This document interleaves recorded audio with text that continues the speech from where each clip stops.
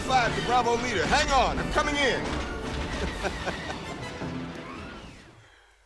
No sé ustedes, pero yo siempre he querido pilotar uno de estos trastos. Hola, soy Samuel L. Jackson. Muchos de los momentos más memorables del cine han sido creados aquí, en Industrial Light and Magic. Les mostraremos la ILM por dentro para que puedan ver cómo estos revolucionarios artistas crean sus increíbles ilusiones. Les llevaremos al país de los dibujos y a Parque Jurásico. Conoceremos un alien asqueroso y a un Terminator aterrador. Y visitaremos el plató de Star Wars Episodio I, La amenaza fantasma, donde se pulverizaron todos los límites de los efectos especiales para la última entrega de la saga de la Guerra de las Galaxias. Acompáñenme en este tributo especial a la Industrial Light and Magic de George Lucas, donde el único límite es la imaginación humana.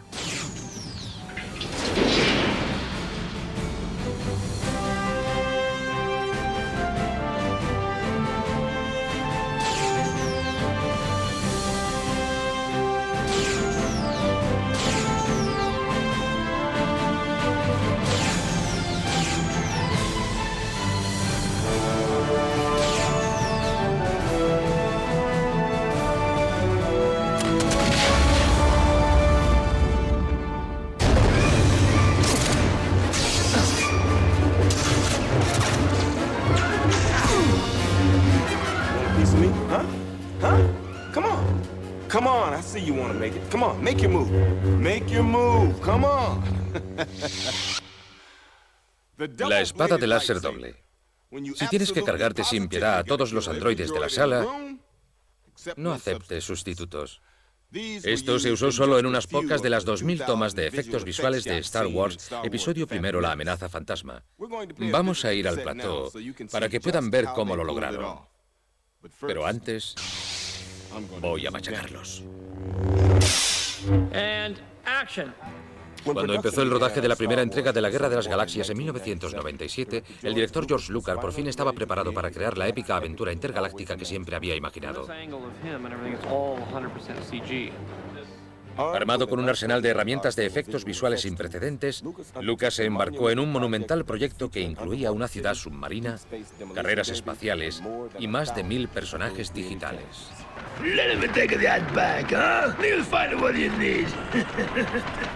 Mi primera visión de la Guerra de las Galaxias era una película con naves espaciales, criaturas y toda clase de cosas fantásticas. Pero la capacidad para crear esas cosas era tremendamente limitada.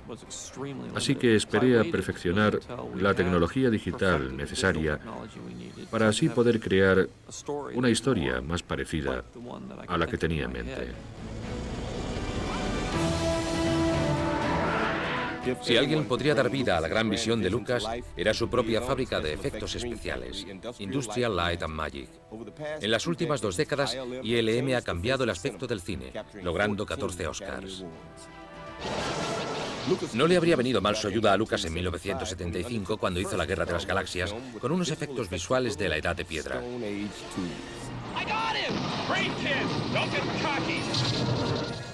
Tenía la idea de una película con un montón de efectos especiales y un montón de naves volando de una forma que nadie había visto hasta entonces. Fui buscando una empresa de efectos especiales o un departamento de efectos especiales en un estudio, pero ya no quedaban. Para empeorar las cosas, Lucas tenía problemas para convencer a la gente de que el público estaba preparado para su fantástica visión. Yo me imaginaba cosas que había visto los sábados por la tarde en la tele, donde se veían los hilos que sujetaban una nave espacial que era claramente de plástico o cartón y hacía... Y le dije, ¿en serio quieres hacer eso? Me pareció una idea horrible, me pareció una tontería. Contraté a un par de universitarios y nos inventamos una forma completamente distinta de enfocar los efectos especiales. y montamos una empresa de efectos especiales en una época del cine en la que eso no existía. Me enteré de que George Lucas, a quien no conocía, estaba haciendo una gran película espacial titulada La Guerra de las Galaxias y pensé, voy a intentar meterme en ella para ver cómo son las grandes películas de efectos, porque es probable que nunca vuelva a haber una. Lo leíamos y nos partíamos de risa porque pensábamos, nadie puede hacer esto, es muy grande y muy complicado. Era la clase de guión que todos queríamos hacer, pero nunca habíamos tenido el valor de intentar vendérselo a un estudio y pensábamos que no llegaría a nada. Armado con un mísero presupuesto de 210 millones de pesetas, Lucas empezó la producción y su equipo de efectos especiales se instaló en un viejo almacén de Van Nuys, California. Éramos todos relativamente jóvenes y estábamos llenos de energías y dispuestos a intentarlo todo. Además, George sabía muy bien cómo inspirarnos para intentar muchas cosas distintas. En cuanto dabas con algo distinto o con un nuevo enfoque, a todos se les iluminaban los ojos y querían ir más allá todavía. 3/4 partes del equipo nunca habían trabajado en el cine. La edad media era de unos 26 años y parecía algo muy chulo. Me llamó un amigo y me dijo, ¿sabes dibujar naves espaciales? Claro, sin problemas, sí. La forma en que ILM fotografió esas naves cambió los efectos especiales para siempre. Tradicionalmente las maquetas se filmaban moviéndolas delante de una cámara fija, pero el equipo de la Guerra de las Galaxias movió una cámara controlada por ordenador alrededor de las maquetas, un proceso que se conoce como control de movimiento. El control de movimiento permitió a George Lucas y a la gente de Industrial Light and Magic crear mucha acción y actividad en una toma que normalmente hubiese sido estática. Nos enseñó imágenes de películas o documentales de la Segunda Guerra Mundial, en las que un par de cazas hacían lo que nosotros debíamos hacer con nuestras naves. Quería crearlo con un cierto estilo documental, como si realmente hubiese una cámara en la acción, filmando desde otro avión u otra nave espacial. Mientras tanto, el reparto no estaba muy convencido de que el equipo de efectos especiales hubiese perfeccionado esa nueva tecnología. No. Yo tenía la sensación de que era algo muy rudimentario. Es decir, fueron muy claros respecto a lo que podían hacer y cómo lo harían. Pero para los actores fue muy sencillo. Solo teníamos que imaginarnos lo que no estaba ahí y reaccionar ante ello.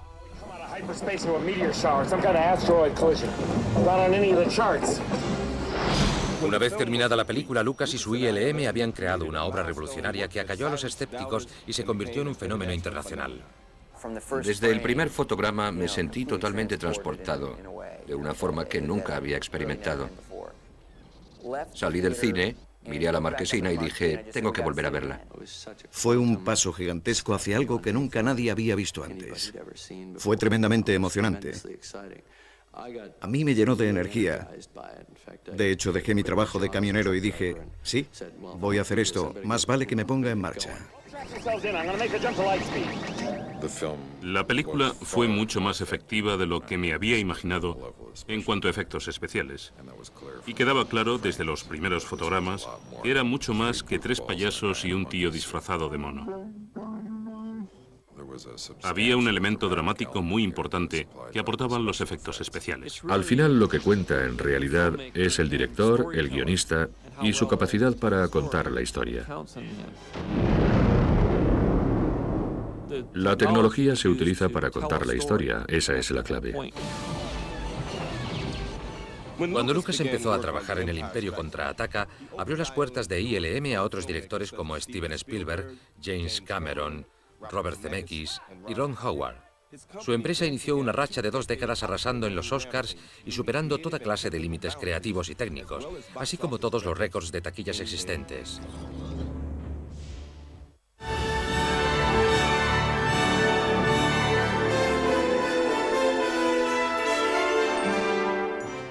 Mucho antes de que una escena como esta llegue a la pantalla, debe ser diseñada por los directores artísticos de efectos visuales. Se crean bocetos, dibujos y storyboards para dar lugar a ciudades espectaculares, criaturas increíbles y combates impresionantes. Incluso en plena revolución digital, estos artistas demuestran que el bolígrafo, el pincel y la imaginación pueden seguir siendo las herramientas más poderosas del mundo.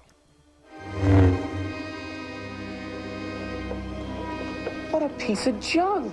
So make 0.5 past light speed. Cuando George Lucas se embarcó en la Guerra de las Galaxias, le pidió al dibujante Ralph McQuarrie que crease imágenes de su galaxia muy lejana. Casi un cuarto de siglo después, el diseño conceptual sigue siendo parte integral de la filosofía de efectos especiales de ILM. Creo que en muchos aspectos, tener un departamento artístico centrado en la preproducción y en todos los temas de diseño es lo que diferencia gran parte de nuestro trabajo del de los demás. Intentamos participar desde el primer día hasta el último.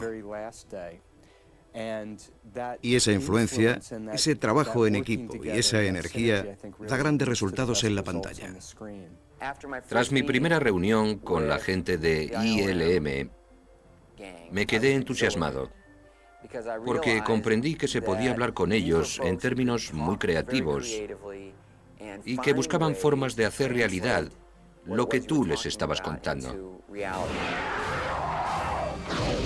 El director Ron Howard trabajó por primera vez con ILM en su gran éxito de 1985, Cocoon.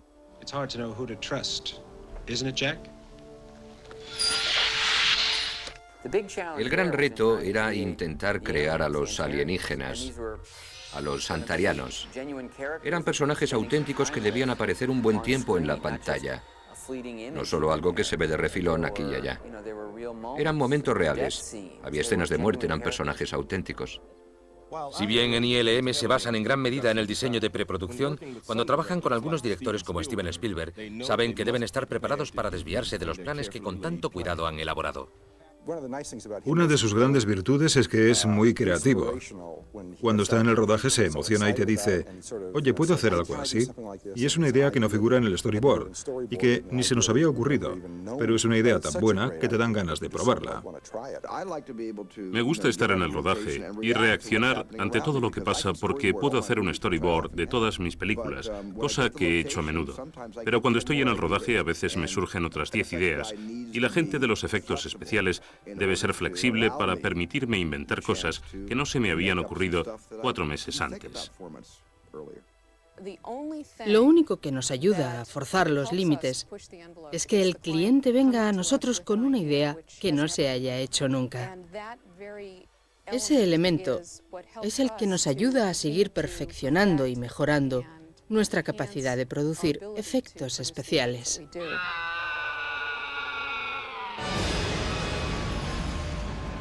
A medida que las imágenes de efectos visuales se han ido haciendo más estratificadas y complejas, ILM ha empezado a utilizar storyboards animados, conocidos como animatics, para comunicar sus ideas.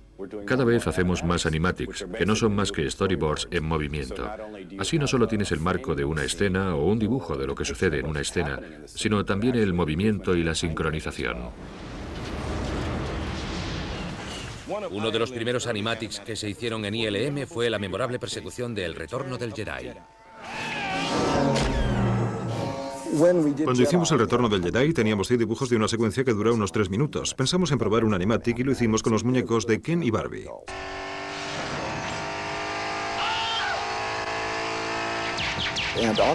Y en un pequeño decorado que tenía como 1 metro de ancho y 2 metros de largo, pude hacer las 100 tomas que tiene la secuencia.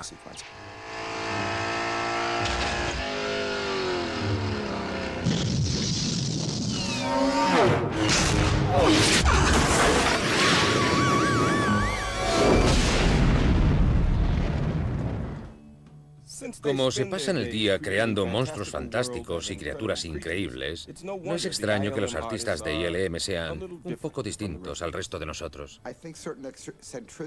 Creo que ciertas excentricidades forman parte de la invención de personajes.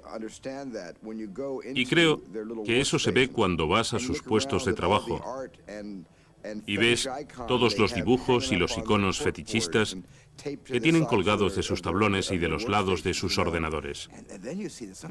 Y luego ves que algunos son muy raros, pero de una forma bohemia, ¿sabes? Son todos muy calmados, pero te hablan de los conceptos más enrevesados. Yo me sentaba en el bar solo para oírles. Son increíbles.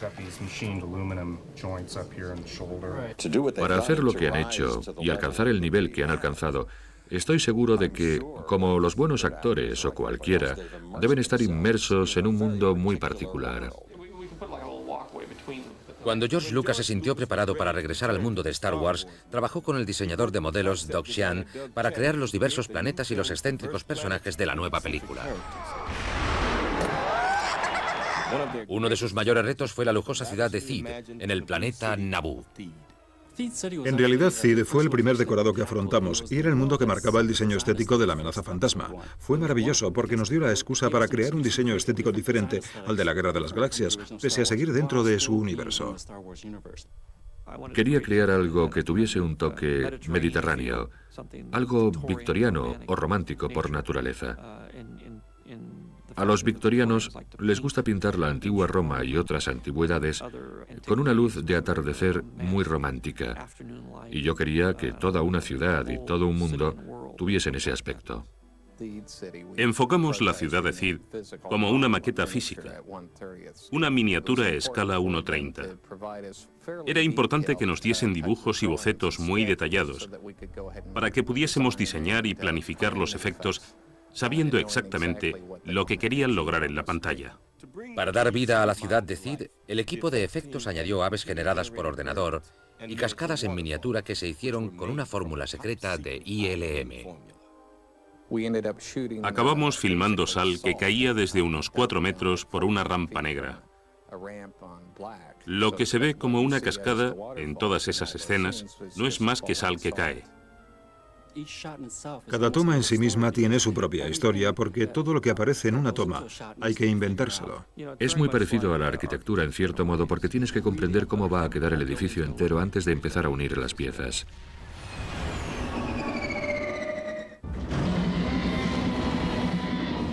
En los últimos años, Industrial Light and Magic ha utilizado sus considerables recursos para dar vida a una impresionante gama de personajes generados por ordenador.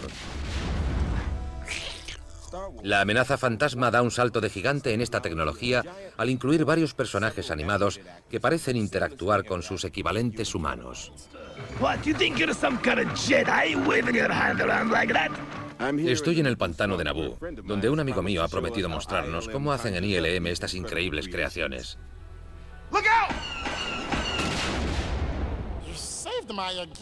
Jar Jar, you okay?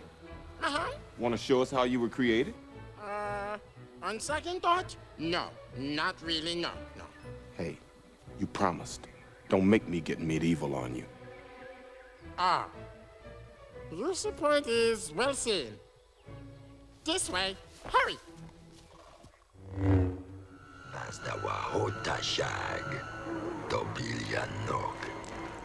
En la amenaza fantasma es la primera vez que hemos podido crear personajes fotorrealísticos que actúen bien y que sean completamente digitales. No creo que haya ninguna otra película que haya hecho eso todavía. El alcance de la película es enorme en lo relativo a los personajes digitales. Evidentemente está Jar Jar, que tiene un papel protagonista en la película. Tenemos a Watto, que tiene un papel importante. Y tenemos cientos y cientos de personajes que están al fondo.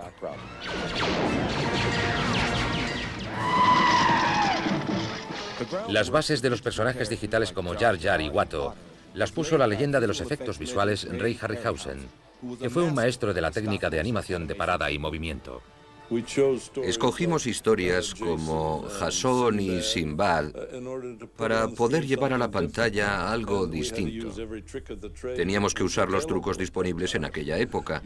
No podíamos refinarlo como se hace hoy en día con un ordenador. Nos criamos con eso y nunca lo consideramos un problema difícil. Solo era un problema a solucionar. Los primeros intentos de animación por ordenador los realizó el grupo Pixar de Lucasfilms, que más tarde fundó una nueva empresa y creó películas como Toy Story. Dennis Muren, de ILM, nos vio y nos dijo: estamos haciendo los efectos de una nueva película, El secreto de la pirámide. Y hay un efecto que sinceramente no sabemos cómo hacer. Es una cristalera en la que hay un caballero, que se supone que debe saltar y amenazar a un viejo cura.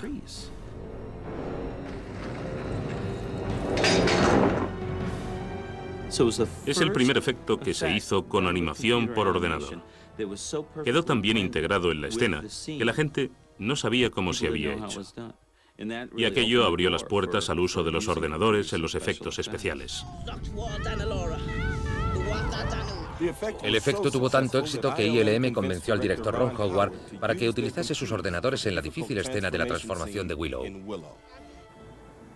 Yo me imaginaba que iba a ser algo básico, torpe, algunos fundidos o algo con un par de marionetas, pero Dennis Darren siempre me decía, ¿sabes? Creo que podemos hacer algo con los ordenadores. Y le dije, ¿como un fundido? Y él me dijo, no, no será un fundido, será una auténtica mezcla. El término fusión aún no se había inventado. Luego ILM se enfrentó a la compleja secuencia del tentáculo de agua o pseudópodo de Abyss. Creo que fueron 16 o 18 tomas, algo así. Nada que abrumase a todo el mundo, pero esas 16 tomas nos costaron creo que 9 meses. Y machacamos todos los detalles. Era una oportunidad perfecta y creo que en el fondo Jim pensaba que si no quedaba bien, quitaría la secuencia de la película. Pero por fortuna conseguimos sacarlo adelante. Las cosas habían cambiado por completo cuando hicimos Terminator 2, y el malo de la película se basa por completo en los efectos especiales. Terminator 2, el juicio final, subió el nivel considerablemente al añadir la labor artística de ILM a la amenazadora interpretación de Robert Patrick. No queríamos que fuese un robot, queríamos que tuviese una flexibilidad y una fluidez que luego había que trasladar a la animación. Así que Robert y yo trabajamos en su interpretación física, en su aspecto y sus manerismos. Luego lo secuestraron los del ILM y se lo llevaron a un laboratorio secreto, donde convirtieron su cuerpo en una matriz y le hicieron interpretar al personaje. Fue muy exhaustivo y me dio mucha vergüenza. Tenía que ir por la calle en bikini o con un calzoncillo apretado que me dieron y un gorro para la calva y con el cuerpo lleno de cuadrados de 7 centímetros. Y yo estaba ahí diciendo, ¡buah! ¡Qué alucine! Me hicieron partícipe en todo. No solo había tecnología, sino que me decían que no podían hacerlo sin mí. Y así me sentía parte del equipo. Creo que ese es el momento clave en todo proyecto de efectos visuales.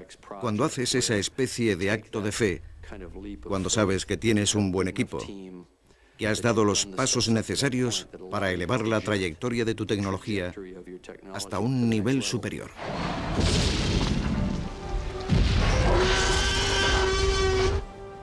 Parque Jurásico y su segunda parte, Un Mundo Perdido, llevaron más lejos aún la tecnología de Terminator, al añadir cualidades tan esquivas como una textura de piel realistas, movimientos de músculos reales y conductas animales. Creo que el momento clave en el desarrollo de la tecnología digital fue con Parque Jurásico. Cuando logramos crear un dinosaurio con movimientos realistas y que pudiese salir en una película con un aspecto real, alcanzamos el nivel necesario para crear lo que podría describirse como cine digital. Para convencer al director Steven Spielberg de que podían crear los dinosaurios con gráficos por ordenador, Dennis Muren y su equipo hicieron estas imágenes de prueba. Cuando me enseñaron la prueba dije, Parque Jurásico va a ser increíble. Al menos en cuanto a efectos especiales va a ser impresionante. La gente va a creer que hay dinosaurios en la Tierra hoy en día. Cada dinosaurio tenía su propia personalidad, así que tuvimos que usar la animación para ver cómo íbamos a comunicar esa conducta en la pantalla.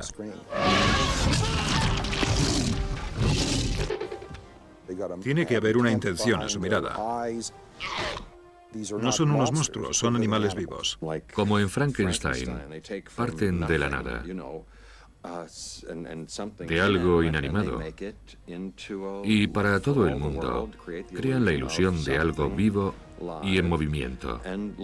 Es algo asombroso.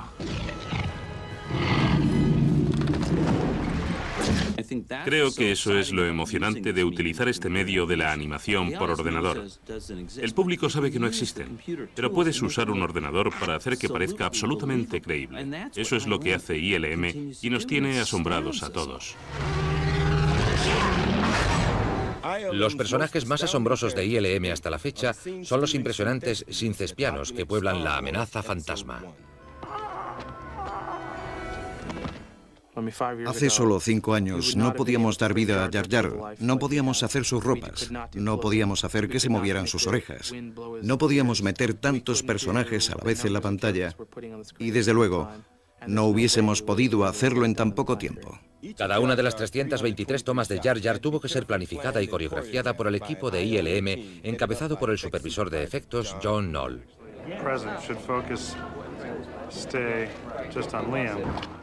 Lucas hizo que estas escenas tan difíciles resultasen más cómodas para sus actores humanos, llevando a Ahmed Best, la voz de Jar Jar, al plató de Londres. No habría quedado tan bien si no hubiese habido alguien actuando, con el traje o sin él. Es mucho más difícil reaccionar al aire que a alguien que te está dando algo. Me gusta usar personajes físicos, usar a los actores que van a poner la voz de los personajes digitales, que estén en el plató, que digan su diálogo y que interactúen con los actores humanos. George rodaba la escena con Ahmed actuando y cuando los actores ya estaban más cómodos, quitaba a Ahmed y rodaba una toma limpia. Es decir, sin Ahmed.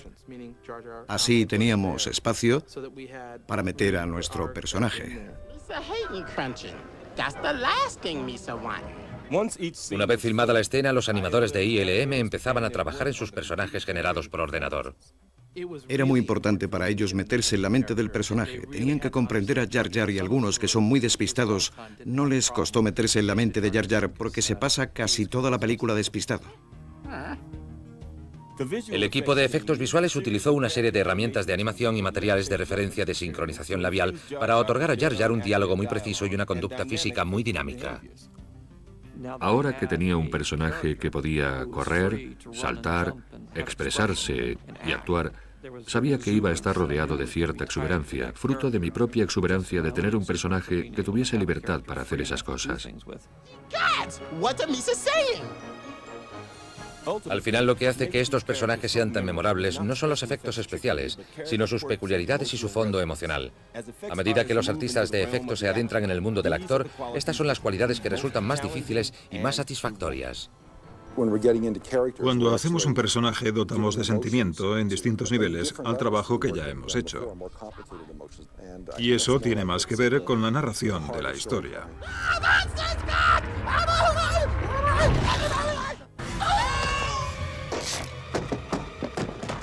Esta sería la escena final de Meryl Streep en la mayoría de las películas. Pero Industrial Light and Magic no se detiene ante semejante pequeñez. You pushed me down the stairs. Con 14 Oscars a sus espaldas, los artistas de ILM han demostrado que para ellos no hay nada imposible. Aunque el guión pida contorsiones humanas, series alienígenas o dinosaurios brutales, utilizarán su ingenio creativo para emocionarnos y asombrarnos.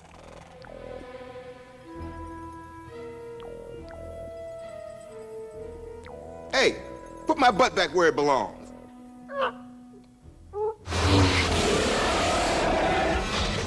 Si bien los personajes digitales de ILM han sido revolucionarios, muchos de sus otros trabajos han resultado desconcertantes. Algunos de sus efectos más curiosos se vieron en la comedia negra de 1992, La muerte os sienta también. Enfoqué las ilusiones de La muerte os sienta también desde un punto de vista estrictamente narrativo. Le mostré el guión al equipo de efectos y les dije, esto es lo que quiero ver. Just look at me. I'm soaking wet. Hacer un ser humano es mucho más complicado que nada. Y se debe a que estamos muy acostumbrados a ver cómo nos movemos y nos comportamos. My ass.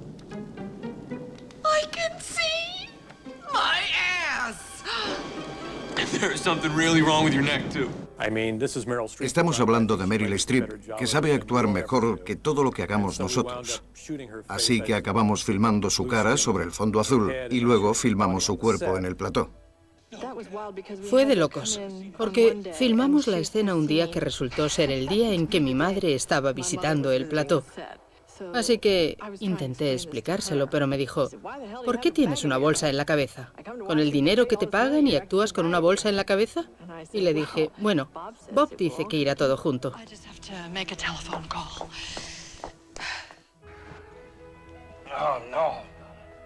En Forrest Gump, ILM utilizó su magia transformadora para lograr un efecto muy dramático, al borrar digitalmente las piernas de la estrella Gary Sinise durante más de la mitad de la película. Forrest Gump fue distinta, porque los efectos debían aportar un fondo emocional mucho mayor, como el resto de la película. No se trata de dejarte con la boca abierta con un truco muy espectacular, sino que en muchos casos había que hacer un trabajo increíblemente sutil, que pudiese alterar el tono de la escena un poquito, para que así se aproximase más a la idea original del director. Forrest Gump!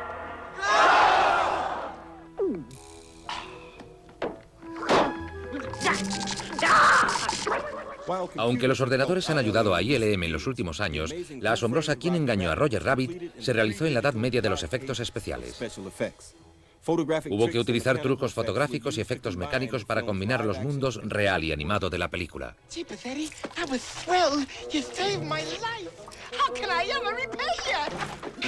Mi objetivo final en Roger Rabbit era asegurarme de que el público se olvidase por completo de que estaban viendo unos efectos especiales espectaculares, que se involucrasen por completo en el argumento emocional de ese conejo. Lo que vende en un personaje creado, que está en una escena, es que pueda mover objetos, interactuar con un humano y esas cosas. Las exigencias técnicas de la película a menudo obligaban a la estrella Bob Hoskins a alterar su interpretación para acomodarse a los movimientos de su compañero animado. Si yo cojo al conejo así, ¿no? Acabo de costarle 1000 pavos a la compañía porque tendrían que pintar al conejo entre mis dedos, en el celuloide, con unos pinceles enanos. Si lo cojo así, no hay problema. Now that you're in this, Bob, you know, I guess we're committed to shooting this. I hope you went to the bathroom. Hay una escena en la que llevo una especie de jaula dentro de mi gabardina y se mueve hacia todos lados y van saliendo cosas. But tell me, Eddie, is that a rabbit in your pocket or you're just happy to see me? Atar a Roger Rabbit en una escena es una cosa, pero cuando le pidieron a ILM que crease una bestia mítica de 13 metros para Dragonheart, Corazón de Dragón, tuvieron que ir más lejos todavía. Hubo varias cosas en Dragonheart, Corazón de Dragón, que utilizamos para atar al dragón a la escena. Para las escenas en las que se zambulle en el agua, hice que construyesen un gran cono de 220 litros, para luego soltarlo desde un helicóptero y conseguir la zambullida apropiada. Una vez fotografiada cada escena en que aparecía el dragón en exteriores, los animadores de ILM creaban su interpretación. Evidentemente, era muy grande para ser un actor más en la escena, pero al fin y al cabo era un actor, así que hubo que animar toda una gama de expresiones. En las películas Dragonheart, Corazón de Dragón y Willow de Ron Howard, los actores se enfrentan a la difícil tarea de reaccionar ante las estrellas animadas que aún no existen. Cuando diriges una escena así, estás en lo alto de una escalera de 7 o 9 metros gritando: ¡ahí viene el dragón! ¡Está escupiendo fuego! ¡Es fuego!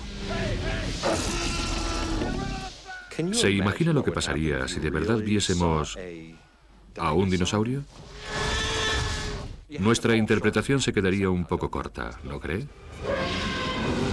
Porque si de verdad sucediese eso, diríamos, tengo que repetir todas esas películas porque no se parecen en nada a lo que pasa de verdad.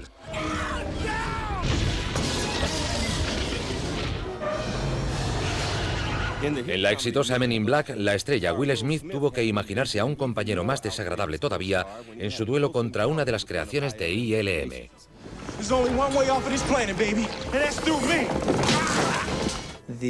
El gran alienígena al final de la película, Edgar, es totalmente generado por ordenador, porque los requerimientos físicos de una marioneta que fuese tan dinámica como queríamos en la escena de la pelea con Will Smith eran imposibles de cumplir. Así que filmé a Will Smith saltando sobre un sustituto del personaje. Fue lo primero que rodamos de la película y luego animamos el personaje alienígena de forma que encajase con lo que Will estaba agarrando. No tengo ni idea de cómo lo hacen. Los de ILM hacen unos efectos especiales alucinantes. Parece real, pero sale de un ordenador. Hemos llegado a un punto a nivel colectivo en el que la única limitación es tu imaginación. Si se te ocurre algo y puedes pagarlo, puedes hacerlo. No hay nada que puedas imaginarte y que luego estos artistas no puedan visualizar. Realmente creen que no hay nada imposible. Una de las escenas más emocionantes de La amenaza fantasma es la trepidante carrera de vainas. Tardaron casi 2 años en rodarla y fue necesaria la increíble cifra de 320 tomas de efectos especiales, siendo una de las escenas más complicadas en la historia del cine. Por primera vez, aquí tienen los secretos que se esconden bajo este rally interestelar.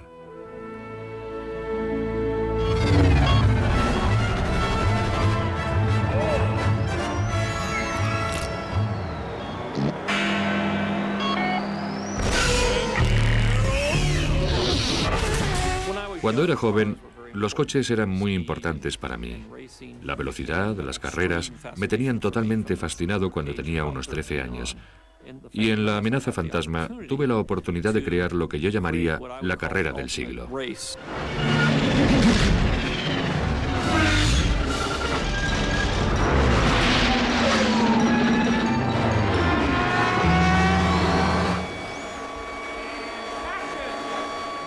Para planificar esta carrera de 800 kilómetros por hora se creó un animatic muy elaborado que ilustraba cada toma de la escena. La prueba terminada plasmó esta difícil secuencia a alta velocidad en un storyboard en movimiento y lleno de acción. El cine es por naturaleza un medio en movimiento y los storyboards no reflejan eso del todo. Así que, sobre todo en el caso de la carrera, decidimos crear esos animatics generados por ordenador para dotar de movimiento a los storyboards. Lo montaron todo junto. Sabían muy bien cómo era la sincronización, el ritmo, la velocidad y exactamente qué tomas eran necesarias para narrar la historia. Nos resultó tremendamente útil. Muchas de nuestras tomas son un duplicado exacto de los animatics.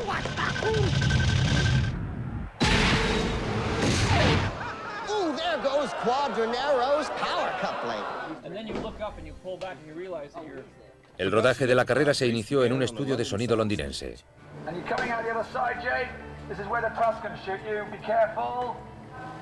Anakin Skywalker, interpretado por Jake Floyd, fue filmado contra un fondo verde neutro, mientras que el movimiento lo aportaba el equipo.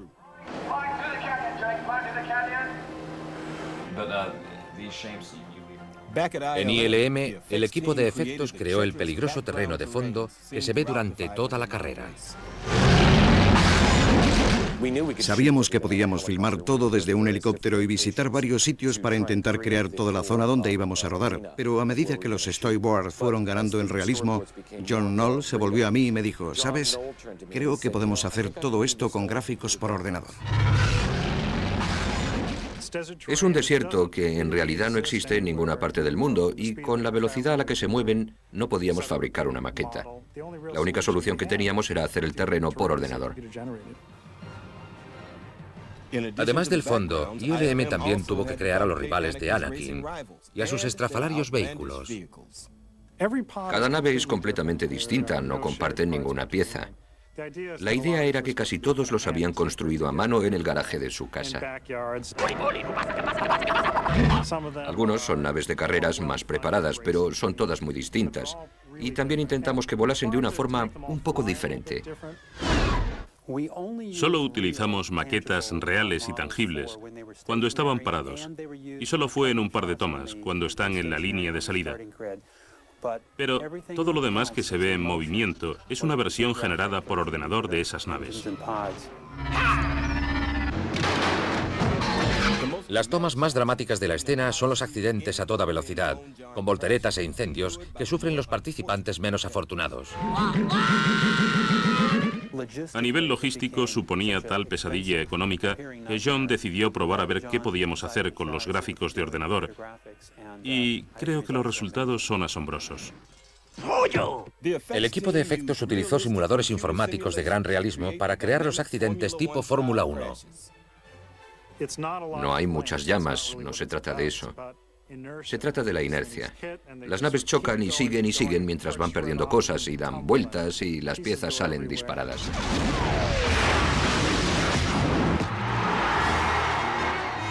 Cuando Anakin cruza triunfalmente la meta, un exultante público aplaude su victoria.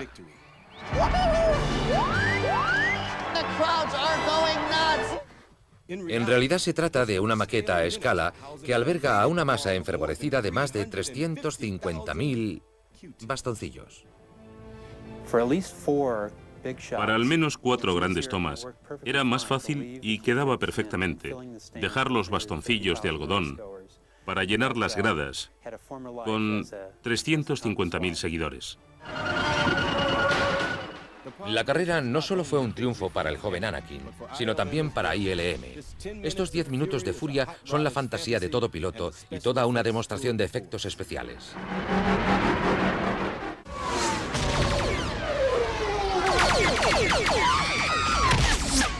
Durante casi 25 años, Industrial Light and Magic ha cautivado al público con su inigualable mezcla de tecnología revolucionaria y creatividad asombrosa.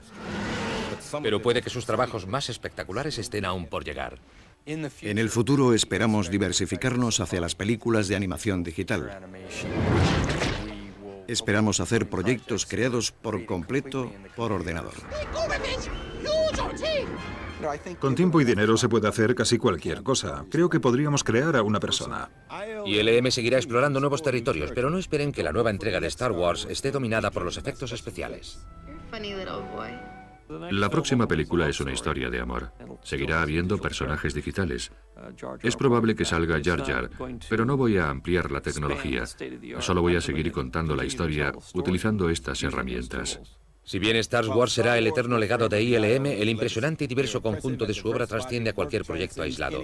Se han convertido en una entidad artística sin parangón, dispuesta a insuflar chorros de creatividad a cualquier película. Estoy tremendamente orgulloso de ILM. Estoy tremendamente orgulloso de lo que han logrado. Lo único que he hecho yo ha sido darles unas directrices que les han permitido trabajar, prosperar y desarrollar su creatividad. ILM tiene su propia identidad, y es una identidad maravillosa. Han tocado tantos temas distintos que han dejado huella en la pantalla y, por supuesto, en el público. Lo bonito de ILM es que ha hecho tantas producciones y tantas de ellas han sido revolucionarias que ya existe una cultura tecnológica que va más allá de las personas que lograron esos avances. Al final lo que cuenta siempre es la historia, los personajes y el crear una experiencia. Pero la forma de ver eso y lo que se puede ver cambiará y evolucionará. Y si George quiere, sospecho que ILM estará en medio de todo eso. ILM le ha hecho un tremendo regalo al mundo, y sobre todo al mundo del cine y a los cineastas. Han liberado nuestra imaginación y nos han permitido soñar con la seguridad de que nuestros sueños se harán realidad en la pantalla.